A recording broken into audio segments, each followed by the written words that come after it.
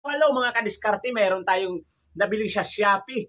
Ito, napakagandang gamitin sa atin mga street light o ilaw sa labas ng bahay. Ito ay auto-photo control switch. Pag magdilim, kusang magbubukas yung ilaw. Kapag magliwanag, kusang magpapatay ng ilaw. Maganda itong gamitin sa labas ng bahay.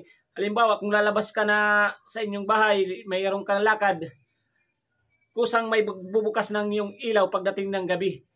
At pagliwanag, kusang magpapatay. Kaya ipakita natin to kung paano gawin. Ganito lang lagyan ng auto photo control switch itong 4 na bulb. Bawa ito yung ilaw sa labas ng inyong bahay o street light. So kailangan natin to i-automatic on and off.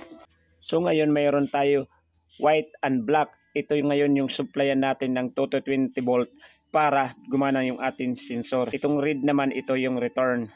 Ito yung supply natin sa 220 volt. Ito naman yung para sa 4 natin bulb. Bali, ang una natin gagawin ay supplyan itong ating auto photo control switch. Black, pwede rin to, okay lang to magkabaliktad. Yan, white. So pag na-supplyan na natin yan, ito namang red na wire, i-connect natin sa supply ng atin mga ilaw. Diyan. Yan. Pagkatapos naman, itong isang kabila, i-connect natin dito sa isa. Kahit saan dyan, sa black or sa white. Okay yan magkabaliktad. Okay na yan. So, testing na natin yan pagkakunan natin.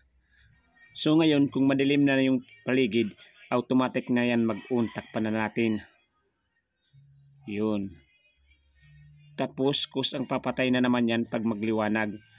Ayan, bitawan natin para magliwanag. Ayan, mga ilang seconds, papatay na yan. So, ayan, nakita nyo kung paano natin gawin yung auto protocol control switch.